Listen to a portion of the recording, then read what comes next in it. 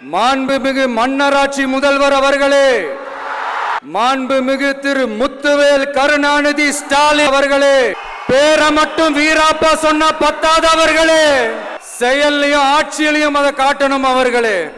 ஒன்றியத்துல பாஜக ஆட்சியை ஒரு பாசிச ஆட்சின்னு அடிக்கடி அறைகூவல் விடுத்துவிட்டு இங்க நீங்க பண்ற ஆட்சி மட்டும் என்னவா? அதுக்கு கொஞ்சம் கூட குறைவில்லாத அதே பாசிச ஆட்சி தானே. ஒரு கட்சி தலைவனா ஜனநாயக முறைப்படி என் கழக தோழர்களையும் என் நாட்டு மக்களையும் பார்க்கறதுக்கோ சந்திக்கிறதுக்கோ தடை போடுறதுக்கு நீங்க யாருங்க? தடையை மீறிய மக்களை பார்க்கணும்னு முடிவு பண்ணிட்டா போயே தீருவேன். சட்டத்தை மதிக்கணும்ன்ற ஒரே காரணத்துக்காக தான் அமைதியா இருக்கிறேன்.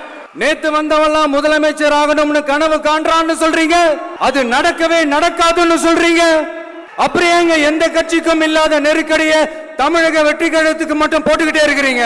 அணை போட்டு ஆத்த வேணும்னா தடுக்கலாம், காத்த தடுக்க முடியாது.